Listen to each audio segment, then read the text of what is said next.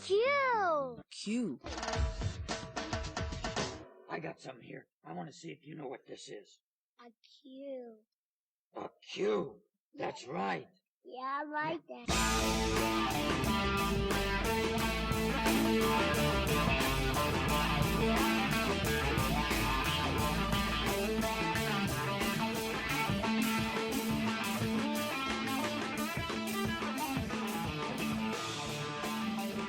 Hello and welcome from deep inside the fruit cellar of Jolly Roger's studio.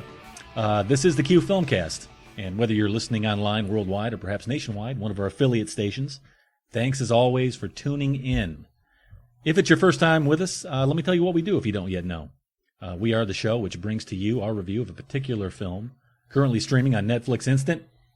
We gather here each week at Jolly Roger's studio, where we go around the table to tell you what we thought. That in our weekly top 3 list, inspired by the movie in question. And this week, it's episode 2 of our family plan, as they tell us what to watch and review. And I do believe this week our favorite color is blue. Blue?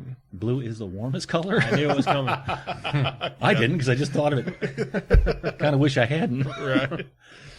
Savage, Yes. you passed the ball to someone. Who is it and what film we digging into this week? My brother from another mother, Blue Sherry. So yeah, he picked Evil Dead 2. Ooh. Dawn of the Dead. Dawn of the Dead. Dead by Dawn. Dead by Dead Dawn. by Dawn. Oh my I God. still haven't figured Kick him out now.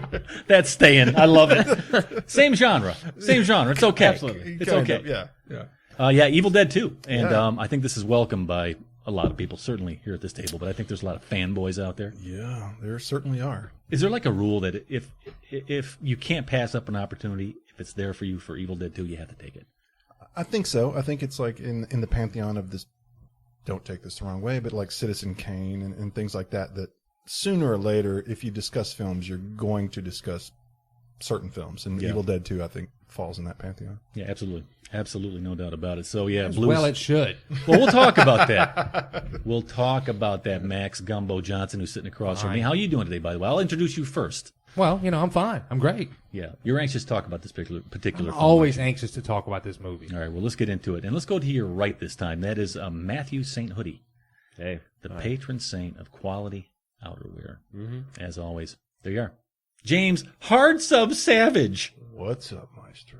Well, Savage, I'm doing okay. I'm not locked in any kind of fruit cellar. I don't think James has All ever my- been third. He's not No. taking it. Man. I didn't know it would hurt you so bad. Do you feel like I just swallowed your soul? Swallow my soul. Yeah. So anyways, guys, that is the film. Oh, wait, our producer. Yeah. Wait. Oh, my God. And he's the man who's fallen from the sky to save us from the Deadites, too. Reason for the season. Yeah.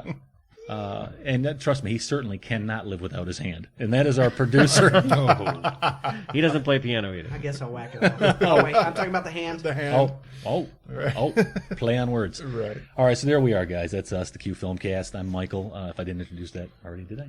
Okay, so before we get into our review of this film and tell you what we thought, let's tell you how to keep up with us. Many, many ways to do so. If you Google us, we're there. You'll find anything you want. Google.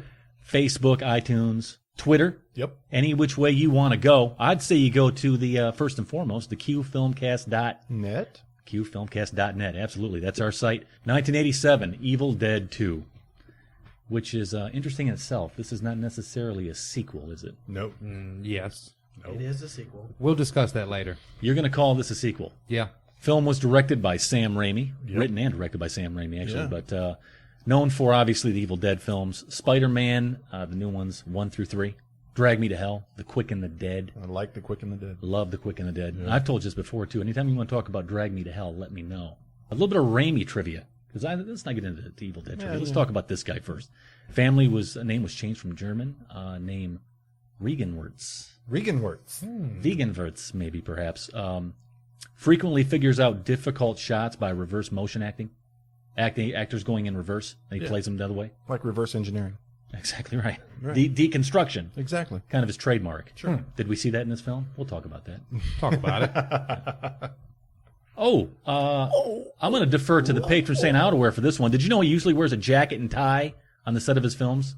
What kind of jacket? Well, it's a tribute to Alfred Hitchcock. Yep. Tribute to Alfred Hitchcock. I don't know. You mean like a suit jacket? A trench coat? Whatever Alfred Hitchcock used to wear. Are there patches involved? Maybe on the Sometimes. sleeve. Sometimes. Some Gotta have the patches. All right, so there you go. A little bit of trivia about the guys who actually made the film. Film stars Bruce Campbell. We know. Yay, Bruce Campbell. Yeah. This film inspires a top 3 list. This is no different. This inspired our top 3 Evil Dead movies, I guess. We're going to keep it in the family. We say it inspired. It was kind of like self-contained. Wow. Yeah. All right, we're going to get into what we think of the show, but right now let's get into what the critics think of it. We like to do that. Kick it back to IMDb, Rotten Tomatoes. So let's do that right now. IMDb. Max Gumbo Johnson. What do you think IMDb gave this film? 8.6. Yeah, you're off. You're off today. You're off this week. 9.6. You're going the wrong direction. Oh, then they're wrong. 7.9 IMDb. No. Rotten Tomatoes. Let's talk about this one. If it's fresh, can you make a sandwich out of it, or is it going 100%. down? You're close, man. 98% from the critics. From the critics? 98%. Yeah. Wow. Wow. Users are not losers, man. 89%. Wow. They're wrong. Let's talk about currency, because when we get to this film, we don't use stars. We don't use thumbs up, thumbs down. You know why? It's Why? stupid. Why, Max? It's stupid, right?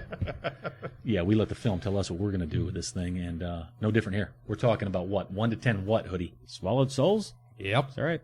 Swallow your soul, swallow your soul. Swallowed souls. Yeah, that's because spitters are quitters. That's what I hear. That's what I hear. That's what you said. Don't spit out that soul. We should probably not keep that, should we? Oh, no, I love it. Don't spit out that soul. All right, so we're going to go with 1 to 10 swallowed souls in honor of the film we're going to talk about. All right, so let's go ahead and get into this thing here, Savage. Tell you what, in honor of the Framley Plan, we have a bit of a synopsis on this film, tell you what this film's about, in case you don't know, which I think most people probably will, but let's give it a rundown anyway. What you got? All right, here's what you have. This high-octane semi-sequel to Sam Raimi's cult hit, The Evil Dead, has nearly eclipsed its predecessor's reputation thanks to an endless barrage of hyperkinetic camera acrobatics, rapid-fire editing, and slapstick gore effects. Not to mention a truly goofy performance by Bruce Campbell. Nearly the entire storyline of the previous film has been reshot and presented in a drastically condensed form within the first few minutes. Rock-jogged but clueless hero, Ash Campbell, now visits the mountain cabin only with the girlfriend Linda. Upon arrival to the cabin, Ash discovers the Sumerian Book of the Dead, the ritual dagger, and the reel-to-reel tape containing the professor's translations of the book's hieroglyphics. The incantations summon an unseen, growling spirit from within the woods, which bursts into the cabin and takes possession of Linda's soul. Ash is forced to decapitate her with a shovel, after which he buries her in the forest. At first dawn, Ash tries to make his escape, but is promptly set upon by the spirits, given a solid thrashing, and nearly possessed himself, saved only by the arrival of sunlight. Cut off from the outside world, Ash is forced to hole up in the cabin and wait for the next demonic onslaught, which arrives sooner than expected, led by Linda's rotting corpse. The obvious glee in which Raimi and company presents this cavalcade of slime-drenched monstrosities and Three Stooges pratfalls makes it impossible to take seriously as a horror film. But Evil Dead 2 is, nevertheless, essential viewing among connoisseurs of truly demented cinema. The film's sardonic coda opened the way for a slightly less sequel, Army of Darkness. There you go. That's it. All right, well, let's take a break. Let's go down to the cellar, carve us up a trailer. Oh, I like that. I've been waiting for days, Hoodie. Days and days. I like that. Yeah, we'll come back in a minute. Here's a piece of a trailer from Evil Dead 2, 1987, written and directed by Sam Raimi. We'll come back and tell you what we thought. Here you go. 4 years ago, in this quiet forest, in this cozy cabin, something happened. Something so frightening. Something so deadly. Something so evil. We prayed it would never happen again. Now, from the creator of Evil Dead, comes Evil Dead 2.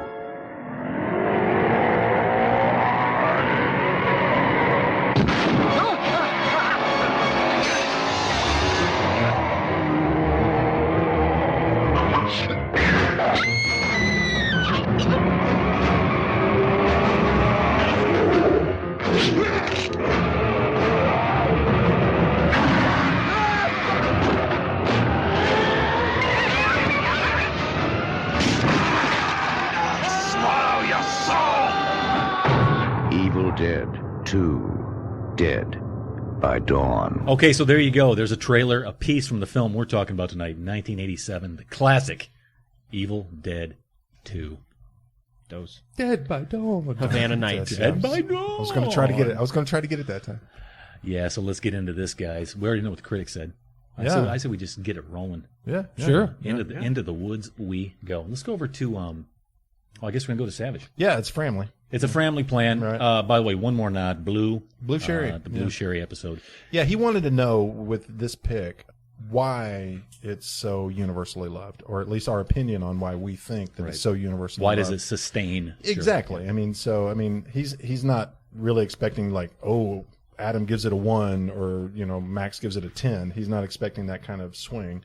He's wanting to just kind of validation, I guess, for the quality or the staying power of this film. So I give this a 6 because I don't understand the allure of this film. You, very sir, much. suck.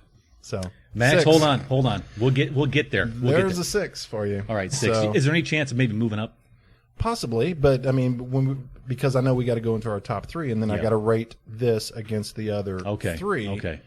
And if I'm going to give them scores, then this has to be commensurate with the scores that they have. Maybe not. Let's go over to Matthew St. Hoodie.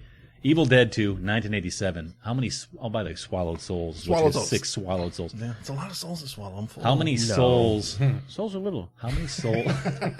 Some people don't have any. It's like what, 0.5 or something? It's like how heavy is your soul? 38 grams. Thank you. I knew somebody would know that. How many are you chugging down? I'm gonna go 8. I feel like I should go higher, but I can't. Really? I think 8's my number. Okay, 8 swallowed souls. Feels good. Yeah. Well, let's see where we go from there. And let's go over to Max Gumbo Johnson. He has a mouthful of, I hope, souls, and he's about to swallow them. How many you got? 10 Swallowed Souls. One of my favorite movies of all time. It's a genre-defining film, and it did it better than any movie ever made. Period. Hands down. You can't part ways. This defines something. I might not like it, but it does. We'll discuss that. Yeah. Let's not get too ahead of ourselves here. All right, man. Over to our producer, the greatest producer in the history of the Q Filmcast. Have to say at least once a show. That's Adam the Bomb Rogers. Evil Dead 2. I think you have the box set and the super deluxe box set. I got every version ever made. Beta, Laserdisc. I am a super fan of all Evil Dead films. Yeah. But there it is. I'm only giving this an 8. Oh. Are you serious? Yes. Because he has to judge it against the others. How is that possible? I went in this as a critical eye. Even I have to give it on. I can only give it an 8. Okay. So that's fair. I have my reasons, and I'm sure. Okay. So having given this an 8 just now, are you still a super fan? Yes. It hurts my soul to do this. Have you swallowed your soul? He swallowed his own soul. That's interesting to me. Yeah, because I guess you're judging it inside its own casing, inside its own realm. Yes. Right. Okay, I understand where you're going with that. Okay, a little different standard there. And I have my reasons. All right, well, here it leaves up to me then, right? I would say certain films seem to transcend being a film. It's like they take on a sort of hero status, right? And that's definitely what this thing is. It's like something that a lot of people cling to for whatever reason. You know, it's like a religious experience. Yeah. Yeah, but as far as genre defining, Max, that's it, man. This one is certainly that. When you say horror comedy or whatever you want to call it, this is it. It's like the grand poobah, right? The Godfather, the whole thing. So. My problem is, it seems like there's a lot of fanboys who kind of treat it outside of any critical eye. Yeah. You know what I'm talking about? It's hard to give it a fair shake. Yeah, they drank the Kool-Aid. And they're A all bit, in. yeah. So I really like the fact that Matt and Adam are like, no, I'm going to judge it with a critical eye, like you say. I try to do the same thing. Very, very honest. Like it's the first time out of a box. Sure. You know, catching me by surprise. Sure. That's the way I did this, and I got to go 9. All right. I have to go 9. This is a time capsule film. Actually, as I sat back, and it'd been a little while since I've seen it, but I was surprised by just how good the craft is here for me. I mean, to the point of where I'm like, you know what, I can't part ways. Even though the film annoys me and people talking about it all the time annoys me. Right. I'm not going to deny this film exactly what it deserves, which is a 9, maybe. I don't want to go 10 yet, but I mean, it is a good film on every level it wants to go to. 41 Swallowed Souls. Yeah, you like that? Did I surprise you with that? I'm not hating it. Swallowed souls. Did you say 6? I said 6. Yeah. Yeah. Are you sure you have like another swallowed soul like stuck in between your teeth somewhere? You know, and it just didn't possibly, quite make it down. You know, and I don't want that to give the indication that I didn't enjoy this film or I don't like this film. But we're here to end with our own top 3, or to judge it against its own collection of it within itself. It's like looking at all the pieces in a sausage. You know.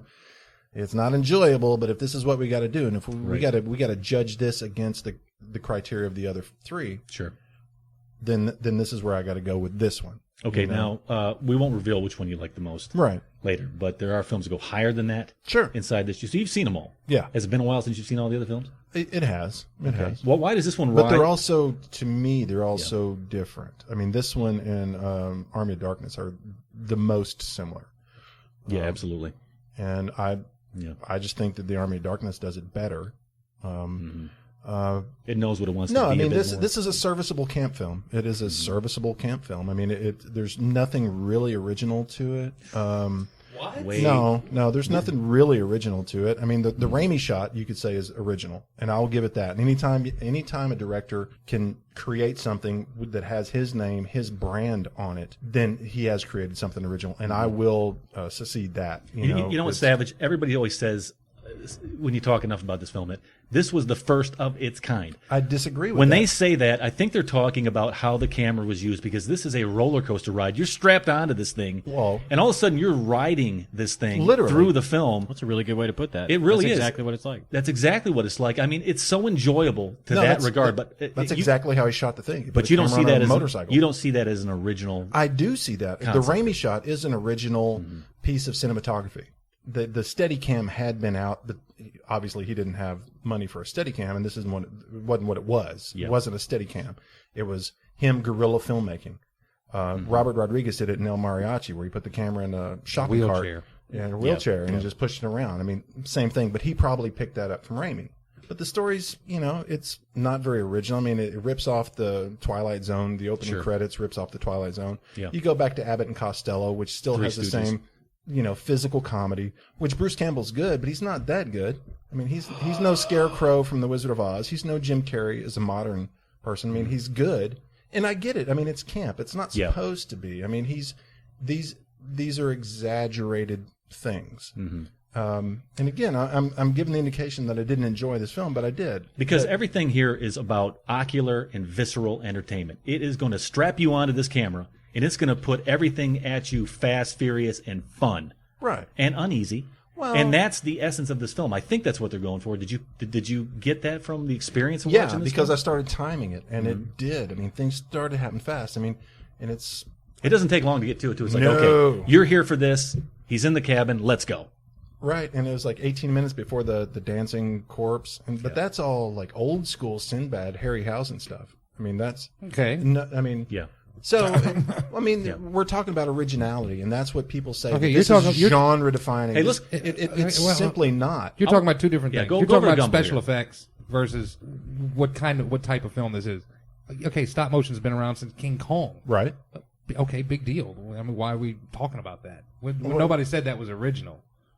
No, but this whole movie is the proposition of this movie is so original, and it's not. When you can have Abbott and Costello meet Frankenstein.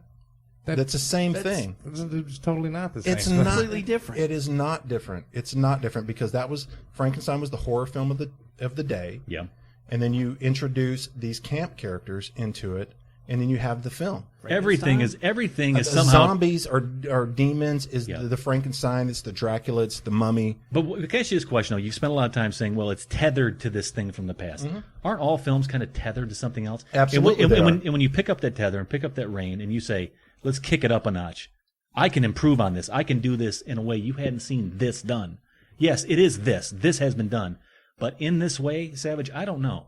To me, I mean, it's completely original on its craft. To me, anyways. Well, and that's why I love the film. It's not because of how it made me feel. I give this out of just sheer respect. I don't know. I mean, we're going to get into our top threes. And, I mean, it's hard to have this discussion because we're going to get into this discussion later. But you can tell he had the money that he didn't have for The Evil Dead. And by the way, that is why he pushed to make this. Am I right? It was really just Well, it was after Crime Wave, and he was still in director's jail. He wanted to make this film all along, and then when the opportunity came up, I'm going to take this and redo this. This was my original vision from the original. Nice. Isn't that it? No. Really. Max, let's go over to Gumbo Johnson real quick. Yeah. Or who do you want to jump in right now? No. You want to have Max kind of rebuff Savage here? By the way, we're talking about Evil Dead 2, 1987. Dead Till Dawn. Dawn of the Dead. What? Dead till dawn. Oh my god. Dead at dawn. I'm gonna I love slap the both of y'all dawn. by the end of the night. I promise. I'm respecting all over this film. Give me a break. But Gumbo, Respected all over this movie. just respect it all over your soul. Gumbo, react to him. Go. He's wrong. Next. That's it. This is not a formulaic picture with camp elements thrown in there. This is not intentional camp or anything like that. What? It's not. I don't There's even some understand how you can say that. There's some elements that are a bit over the top. Well, I take that back. There are a lot of elements that are over the top, but they weren't played for camp effects. These not like, hey, let's make it real campy and silly and blah blah blah blah blah. What? I'm gonna have to disagree with you. Okay, well, shut up and let me finish. Let Max go. He has a lot to go with here. Yeah, let him continue being wrong. It's a melding of comedy and horror. I mean, you're going to have the physical comedy in here, and you're going to have the pratfalls and stuff like that. I mean, that's what it is. Yeah. It's not a joke-driven film as far as the comedy goes. The stuff that really works comedy-wise is because looking at it, it shouldn't be as funny as it is. Yet it is. It's all those little hums and whistles in the background that bring it alive, that make it funny. It played as a horror movie. Yeah. I mean, yeah, there are funny elements, but it's played as a horror movie. They don't back off of the horror element at all in the film. But they do add the comedy. I mean, it's in there. I always hear people say, "Oh, well, the Evil Dead, it's not really scary because it was so funny." Well, no, you're thinking of the Evil Dead, too. But this, I mean, it was blatantly a horror comedy, and it's the best one that's ever been done, as far as I'm concerned. Everybody mimics this. They all shoot to make the Evil Dead 2. Every Cabin in the Woods movie you see now, I mean, hell, they made a movie called Cabin in the Woods. With tons of references to Evil Dead. Everything went back to Evil Dead, Evil Dead 2. These things broke the mold. This was it. This was the one that everybody aspires to be, and nobody's done it yet. So it's lightning in a bottle, really. Hard to do. No, it's not lightning in a bottle, because he did it twice. Wait, he did it twice. He did it You mean twice. You mean Army of Darkness? No, I'm talking about Evil Dead and Evil Dead 2. Okay, but you're talking about threading that needle. The sweet and sour aspect, where it's one, it's the other. Together, you got this, and it works. And horror, comedy. neither one. This was lightning in a bottle in that regard. And you're talking about people trying to recreate it. I don't know if you can. You can't because you're not Sam Raimi. You're not going to be able to do this. These guys had a certain element. They worked so well together that it worked perfectly. And it's not a remake. No. Let's go over to Hoodie. Matthew St. Hoodie, man. You went up there at 8. Obviously, you like the film. I think it might come down to respect, like me, at all, or No, did it lose something this time watching it? No, it didn't lose anything. I've seen it so much. I think if I hadn't seen Army of Darkness, I would have gone a little higher on this one. Really? I kind of feel, well, my introduction to Sam Raimi and this whole trilogy, or whatever you want to call it anymore, was Army of Darkness. Was finding that by myself late at night, being what am I watching? What is happening? Right. And it blew my mind. I loved it immediately. And that was Army of Darkness, so that's, the soft spot. Yeah. And then I went back kind of backwards through the series and found it that way. But if I hadn't seen Army of Darkness, this one would have been probably a lot higher. I really feel like this is just a rough draft for Army of Darkness. Really? And Army of Darkness got it completely right. Yeah, you see, it's kind of like your first love. It's that one. The first one, it always sets the bar. If you would have seen this first, it might have set the bar. That's kind of what I'm saying. Yeah. But yeah, and as far as the craftsmanship of it, I really don't know enough about the horror genre to be able to argue with Max or Adam at all. I do respect it. I mean, you look at the movie, and aside from the dancing corpse girlfriend scene, which is the worst, absolute So bad. Best scene. the worst thing I've ever seen, probably in my. We're not getting into birdemic territory here. You see, to me, I like that. I thought it brought something into this film. Like, okay, guys, you know what? We know it's bad, but we're going to deliver it in a way that it's going to work here at this point. Her dancing around, spinning around, the claymation kind of aspect to it. Yeah. It dates it, but man, I don't know. Even that just charmed me, I guess. That was a charming Makes element it to this film. creepy, if you ask me. No, nothing crazy. I hated it. Hated it. I I love just that part. hate that scene so much. I was going to ask you guys. I hate it. I didn't think you guys would have too many bad scenes. I was going to ask you later which scene, if you could cut. That's the one. That would be the Cut one. it 9 times. I'll tell you right now that the tree eating him at the end was a little hokey to me. There's a lot hokey in this film. Hokey, but I tell you what, let's take a break right now. Listen to a little bit of Sam Raimi's Evil Dead 2, 1987. Let's get back after this, talk a little bit about the performances, because we've talked about the craft, we've talked about the respect for the craft. What bubbles to the top each and every time is, man, did you see what Bruce Campbell did in this film? Let's listen to a piece here, and we'll come back and tell you what we thought of that. So here you go, Evil Dead, 1987, Evil Dead 2. There's something out there that That witch in the cellar is only part of it. It lives out in those woods. In the dark. Something that's come back from the dead. Please, let's get the hell out of here. We're going, baby. We're going to get on there. Nobody goes out that door. Not till daylight. You listen to me. So there you go. There's a piece of the film we're talking about tonight, Evil Dead 2, 1987, written and directed by Sam Raimi. Are you laughing or are you scared? I don't know. That is the question. You know, and that is the big question. Is this a comedy trying to delve into horror, or is this a horror film shellacked over with a bunch of comedy? Which way do you go with this? It's comedy. It's a horror comedy. It's just a Raimi. It's a Raimi. There you go. I like that. Yeah, you know you've defined something when you can just say, it's a Raimi. You really can, though. No, and I agree with that. I mean, you can take any, basically on it. You show me 10 shots, and I can pick out which one Raimi did. Yeah. That's how well-defined he is at what he does. Mm-hmm. But that's, would you say that that's cinematography? I mean, that's camera work. But that's him. That's him. No, I get that, but it has nothing to do with his composition as a director. It has everything to do with his it has composition everything as a to do director. with his manipulation of a camera. Okay, what's the difference? Well, because a cinematographer and a director of photography, one deals with light and camera movement. A director deals with talent. No, this guy. Okay, no. Well, that's the difference. If you ask me, Max, what the difference is, that's the difference. Okay. Director deals with talent. Then why do all of his movies look the same?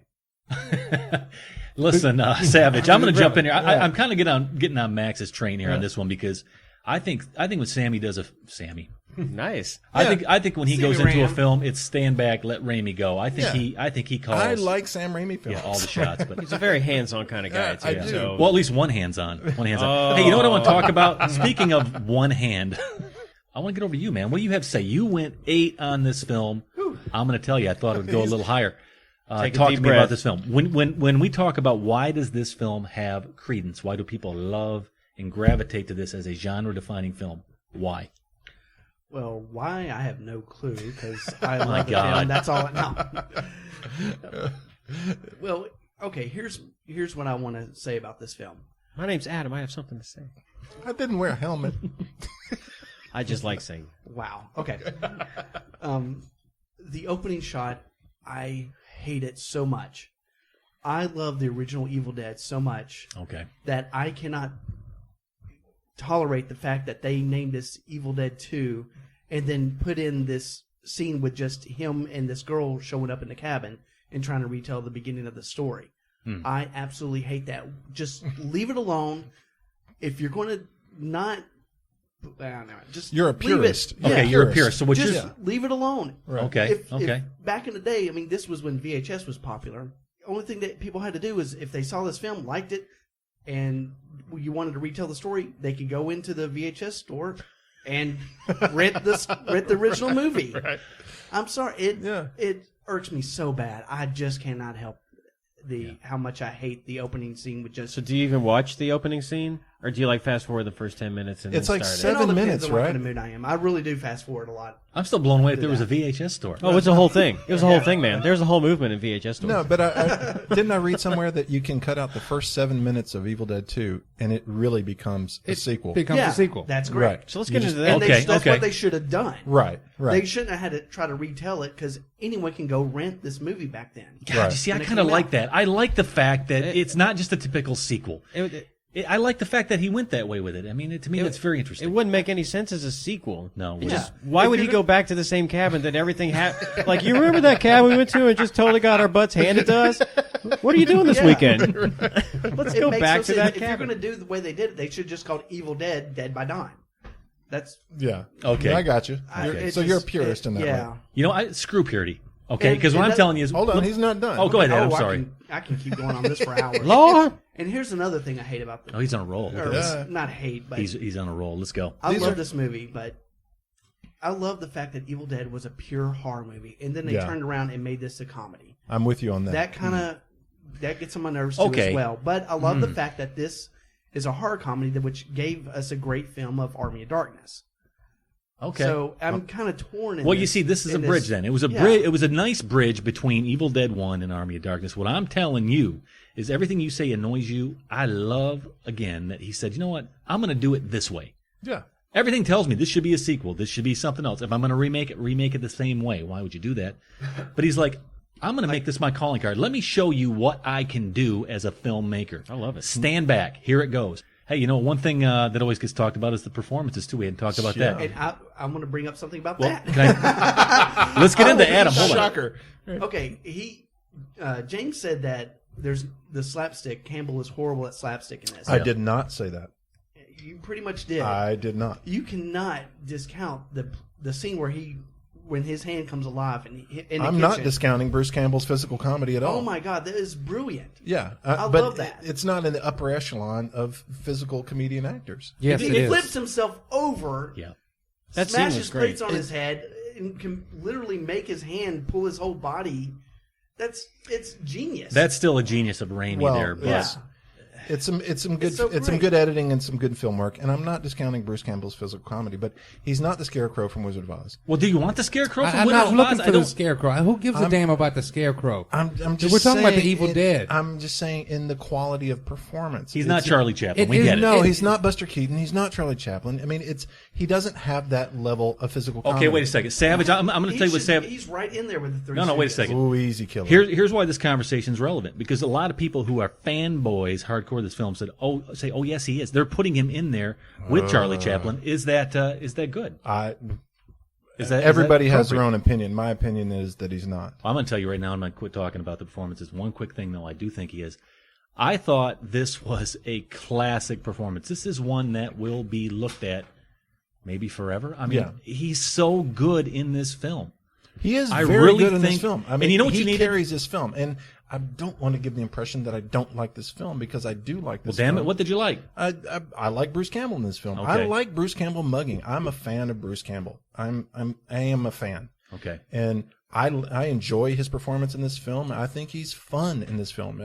I love him in Army of Darkness, and I think Hoodie nailed it. I think this is like a rough draft for Army of Darkness. That's about as succinct as you can say it. I'm with you on that. Okay, so what you're saying to me is that it's not a Bruce Campbell excoriation of him. It's just he's better in another film. All right, the performances, man. There's no reason to talk about anybody else other really than Bruce Campbell. I can talk about the witch and everything else. Yeah. But I loved everybody's presence here, and I think that what rounded this whole thing out, sanded the edges, was completely Bruce Campbell. I don't know anybody else who could have hit that spot for me. I just loved the essence of this guy in every scene. scene. He's an icon now because of this. Exactly. I think he deserves his icon status. And to be honest, that's why I give it a lot of love. I think he's an icon because of Army of Darkness. I do too. That's where we got to know Ash. This movie kind of, Evil Dead is what introduces us to Ash, but Army of Darkness is where the Ash that we know and love is truly defined. And when we think of Ash, we think of Army of Darkness Ash. It's a far more quotable movie. I don't agree with that at all. You don't? He becomes The Ash. He in becomes Evil Dead Ash 2. in I'm Evil saying Dead he 2. does. Yes. The moment he puts that chainsaw on his Got hand, he is Ash. He is Ash. And he becomes the badass that we all know and love. He's created in the second one, in Evil Dead 2, but he's Ash as we know and love him. He's defined as our true hero in Army of Darkness. Well, he was sniveling little coward at the beginning of this. I say this is the definitive Ash. For me, Evil Dead 2 is the definitive Ash. He's born in Evil Dead 2. He does his most amazing stuff in Evil Dead 2. He's a little scaredy cat, and I'm not sure I want to do this. And he can't remember anything. In Army of Darkness, he's a total buffoon in Army of Darkness. No, he's not at all. In this one, he's a total badass. I'm with Max. No, he's not a buffoon in Army of Darkness. He's a hero. He is. No, he's a hero. He's the guy that jumps on the horse with his boomstick. He's the guy that gets thrown down a well, kicks it, and it's And he's also the guy that gets beat up by a little army of little ashes. No. Yeah, he does. Oh, yeah. Yeah, he's also the one You that take says... on an army of little ashes. He's also one that says to the floating witch, come get some. Yeah, get some. And that's the Ash that everybody knows and loves. Right. Without the Army of Darkness, we would not have this affinity for Ash that we have. He would not be on such a high pedestal. They could have never made Army of Darkness, and I would still have that affinity for You know Ash. what? Before we start calling each other a bunch of ash holes, let's take a break. Listen to a piece of this film, and then we're going. Listen to a piece of Bruce Campbell. Why not keep the ball rolling? Let's get a flavor. Let's hear a groovy piece. Bruce Campbell, Evil Dead 2, 1987, written and directed by Sam Raimi. We'll be back in just a minute.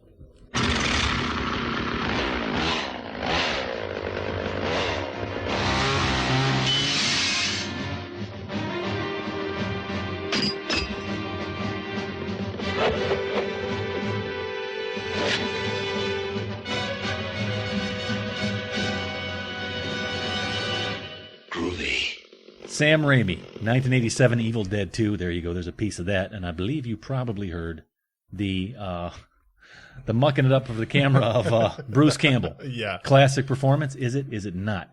I'm going to say yeah. It's definitely a classic performance because after he kills Linda, he's basically on screen alone for the next 20 minutes. It's his film. He says almost nothing. That's where this film grabbed me right there, because when I talked earlier about this being a dance, a tango, what goes on in front of the camera and what goes on in back of the camera with Raimi is completely mastercrafted here. It's in sync. It's step for step. No one's kicking each other's toes. Yeah. It's a dance. Yeah, and I looked at that like art. It's hard to say, well, this is an art film. That's art to me. Yeah, but Raimi is the demon, is the thing. It's Raimi as the director is the demon. And so when Max says it's Bruce Campbell all alone, no, it's not all alone because he's reacting. I said, no, it's not what I said. I said he definitely carried this movie, and it was a great performance because he was on screen for 20 minutes of the film by himself without saying hardly a word. And the movie kept on going and kept on going and kept on. Didn't skip a beat. He had interaction with another character. Yeah, I see what James is saying. Oh, well, yeah. I mean, he's got to have something to do. He can't just sit in a chair for 20 minutes. You know what James is saying is that he was interacting with the camera, and the camera and Bruce were kind of playing off of each other with the angles, and the camera was moving like a demon around. Yeah. So there was kind of. I think that's a good point that James brings up. Nicely done. Thank you, Hoodie. Thank you. It's kind of like saying Tom Hanks in Castaway. Tom Hanks wasn't alone in Castaway because he had the ball. Well, it was still just him. Well, that's a better. Not really, no, because the camera wasn't as playful. Yeah. It wasn't a character. Let's talk about some of the scenes. Hoodie, I want to throw over to you on this thing. There's all kinds of different things that kind of you take with you after this film and things that you remember. What's a scene that kind of defines this whole watching this movie experience? Wow. The only scene that, the scene that I hate. Oh, you like the film. Claymation scene. That's the thing. I hate that that's the one I remember when I go Evil Dead. I'm like, that scene just killed the whole thing. That one pops in, huh? But, running through the walls. And I do have a really bad problem with getting all of these movies confused and just lumping them all into one movie. I've been doing it for the last couple of weeks. It's awful. So really? They kind of bleed into one another. It is, but I think he ran through the wall in this one. Is that right? Yeah. He was chased through the house. I thought that was one of to the interior wall. That's one of the best scenes, really, that I've ever seen. I thought that was just great. And I remember the first time I saw it, I rewound it and just watched it over and over again. It's just so cool. Is it because, like Jaws, it's what you don't see? You know what I'm talking about? Yeah, that's what scared me in the first one. Yeah, the camera gets really close to him, and you're like, oh, he's already in the wall. Where can you go from in the wall? But I mean, just to think about how they actually.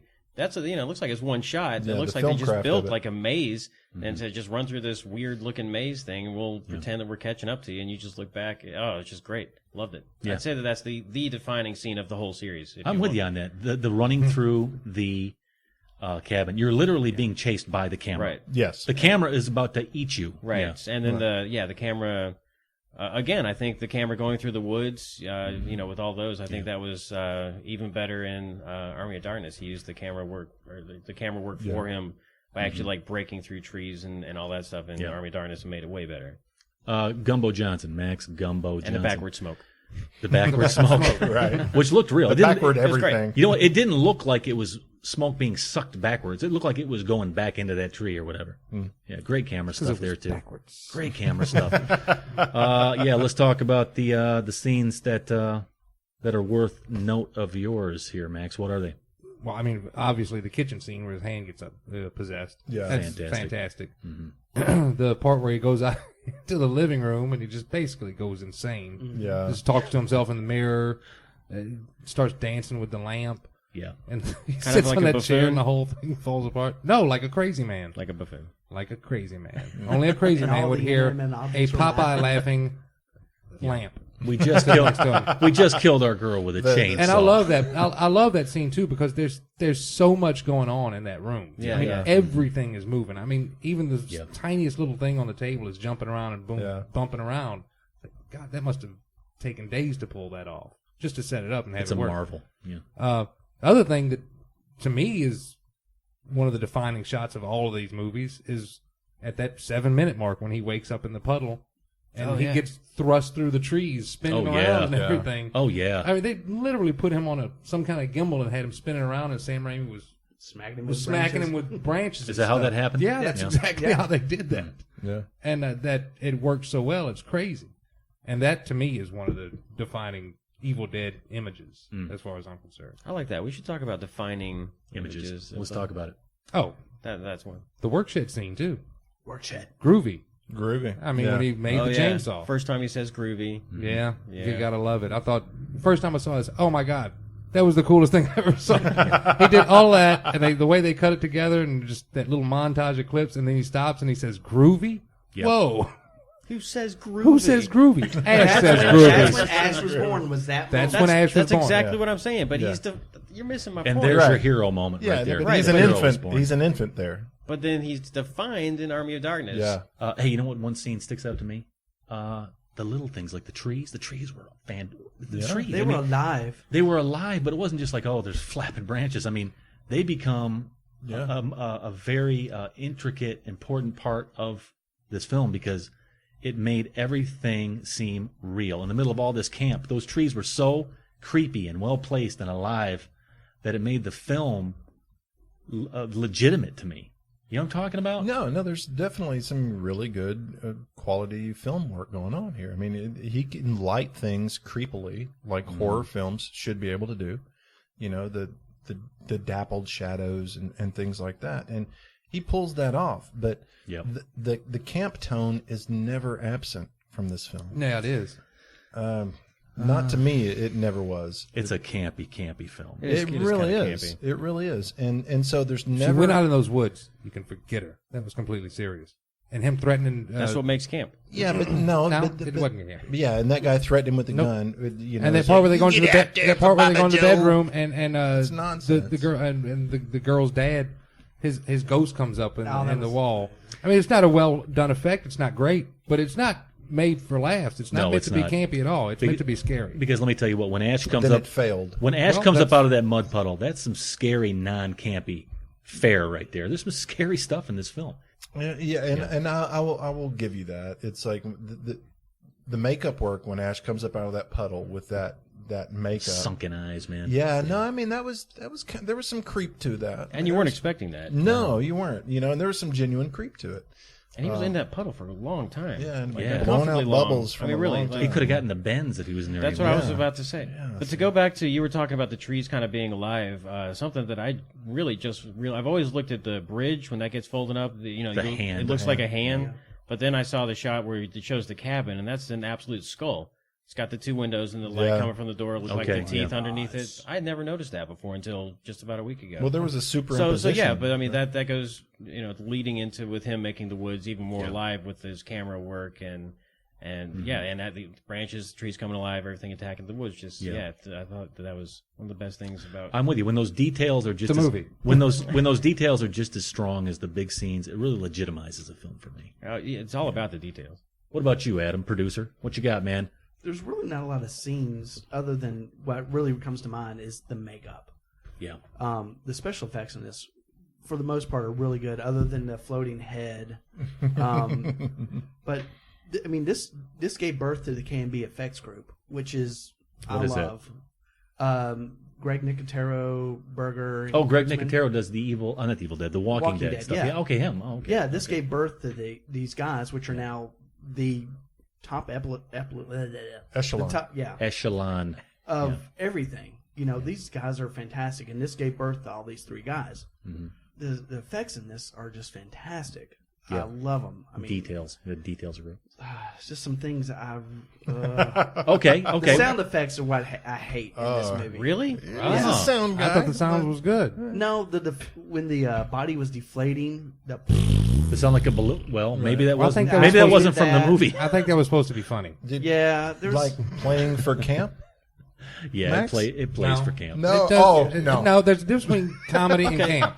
There's a difference between comedy and camp. All right, what's the difference? I just got Max excited this time with Max. The Batman TV show was campy. There you go. It was sarcastic. It was ironic, stupid, silly comedy. Without trying to be. Yeah.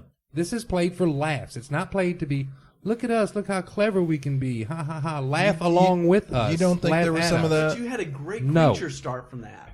No. And then it kind I of agree with you. at the This end. is, comedy. It's just comedy. And it's good comedy. Yeah. And what's funny is funny. Rocky Horror Picture Show is camp.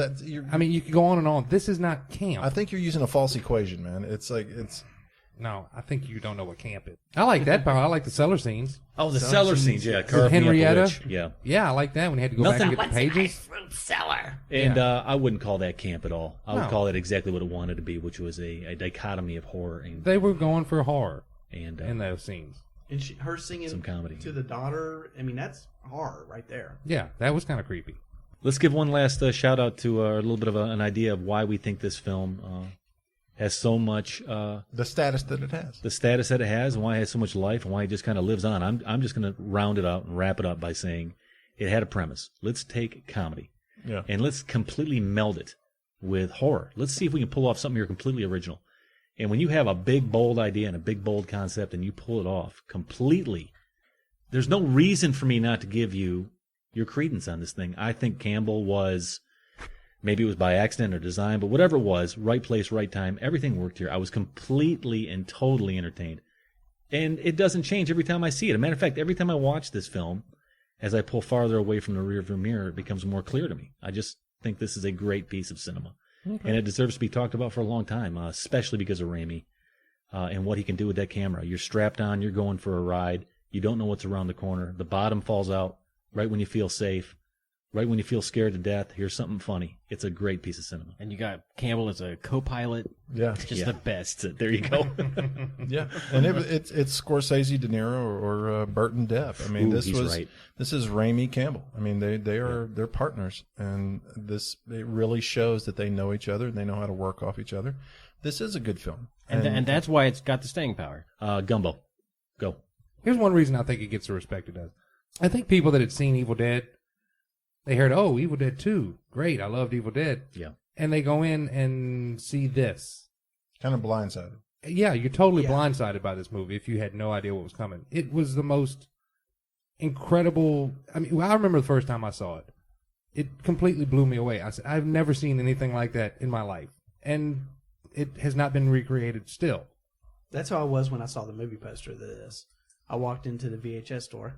Did it say VHS store on the front? Yeah. Was there a Betamax store across the street? No, it closed, obviously. He was shopping at But yeah, when S-Mart. after seeing Evil Dead, and then I saw Evil Dead 2 was coming out, and I walked in and saw the poster. I'm just like, this is the greatest movie poster of all time. That's when I fell in love with the movie posters. I'll give it to you. And nothing to do with the movie. Yeah, it's genius still. Yeah. But I was super excited and could not wait for the Evil Dead 2 once I saw that poster. It over-delivered, exceeded its grasp. No, it delivered. Yeah, it over-delivered. It delivered say. way more than I was expecting to get.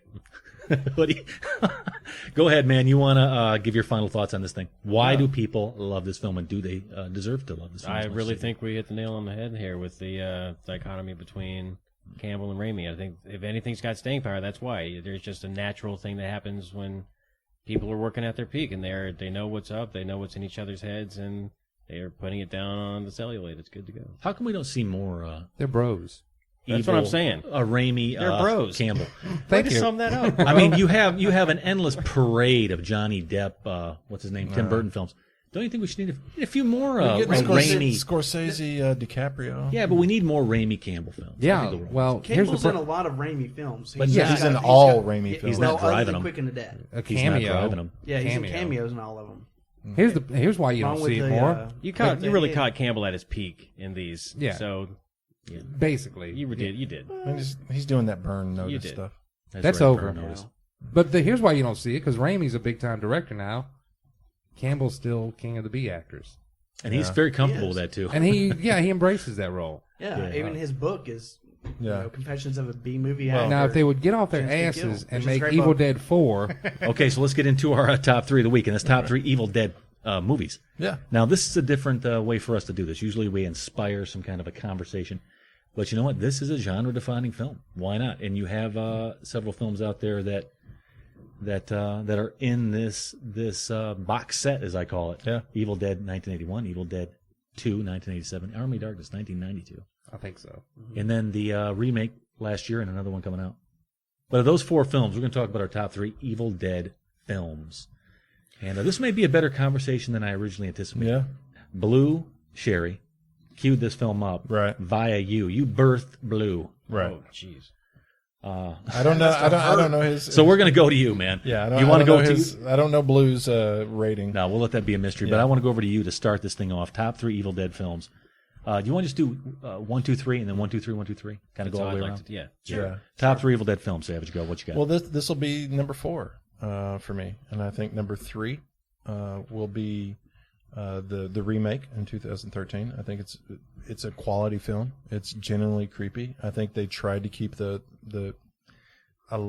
humorous tone at times, and then the Evil Dead number 1. I think with the very limited budget that he had, it really shows Raimi's film craft. That with limited money, I think Evil Dead 2 with his $4 million or whatever it was, kind of went a little crazy on him, or was a rough draft, which is my number 1, Army of Darkness. It's a great film, completely quotable.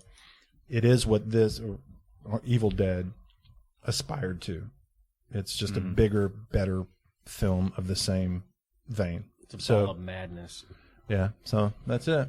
Nicely done. What about you, Hoodie? Which way are you going to go with this thing? Oh, my 1, 2, 3 is 3, 2, 1. Let me figure this out in my head. Okay, so the remake's gone. It's booted. Odd man out. That's 4, yeah. Odd man out. I didn't get Okay, 3, 2, 1. I have a hard time with the remake. It was good. It was a good movie, but no, that's not right. It's not right. It's okay.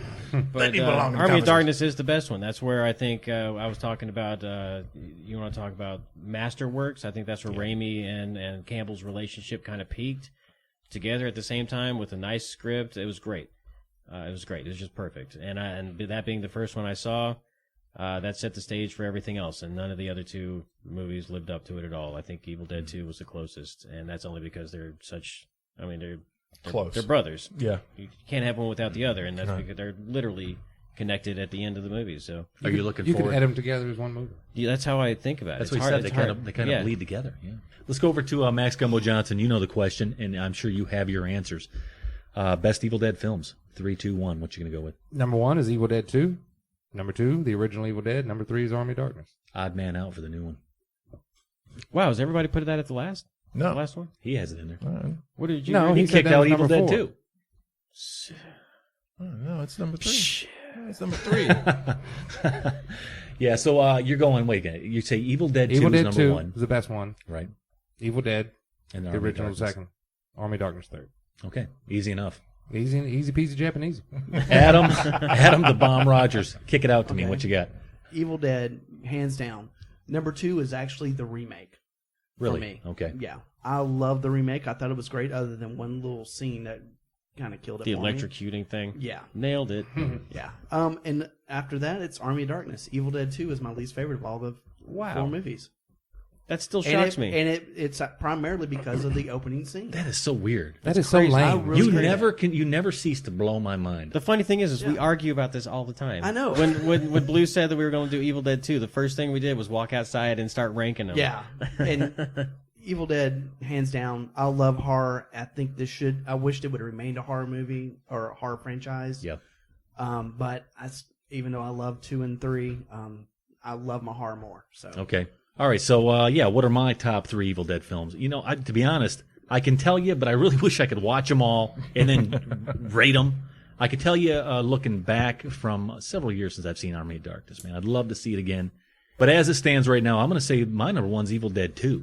Yes. I like it because of that dance, that arm-in-arm thing that they're doing behind and in front of the camera. Just mastercraft to me, number 1 there. Number 2, I'm going to go with Army of Darkness. Yeah. Something tells me that if I watch it again, that might change, but as it stands. No, they won't. Yeah, probably will. Listen, it's been a long, long time since I've seen the original Evil Dead, and I did like the remake because I thought I'd hate it. Yeah, I did too. But I did like it enough to give it my number 3. Put that in there. I have to hold judgment on the original. It's been too long since I've seen it. Wow. Evil Dead 2, number 1. Army of Darkness, number 2. All these numbers getting confusing. And then the remake. The remake, number 3. There you go. Typically we go so to 2 is 1. Oh, yeah. 1 is 2. 3 is 2. And 4 is 3. Oh, my God. Someone swallow my fishy, soul. Fishy, fishy. Just swallow my soul. Typically we go out to Twitter and we throw out a top 3 of some sort. This week we did it different. I like it. I like this. We put out a poll on at theqfilmcast.net. Threw it out there. Asked everybody else, hey, go to our website. Tell us what you think is your favorite Evil Dead film. Producer, pull it up. What's the results as it stands right now? What you got? Okay, we have 3% What is Evil Dead? Right. Someone actually voted for that? Yeah. Yeah. 10.81% The Evil Dead Original. Right. Army of Darkness at 18.92%. Evil Dead Remake at 21.62%. What? And That's Evil wrong. Dead 2 at 45.95%. Yes. Oh, Evil Dead. Oh, it's So killing it. The poll is That's the poll. the Evil poll Dead 2 is the brings it home. remake is over the Army The of remake Darkness? is number 2 according to our poll. But I think a lot of people that took this poll have probably never seen the other ones because they were too young please at watch the time. Right. I don't buy that. It has the heat because it's new. Who doesn't like a new toy? Yeah. Right? There you go. And we'll leave the poll up a while so you can go watch all the movies and then come back, Right. Yeah, the poll's going to be. I won't take it down. Anybody who's listening to the show, if you're in revolt, if you want to stand up for your rights and change that poll, Right. if you want to start a campaign, Right. you go to theqfilmcast.net. Not only take the poll. You are the change. Yeah. Change you can believe in. Not only can you change a poll, you can also leave your review too. Go ahead and tell us what you think of this film. It'll be up when you get this. So You can be the change saw. yeah.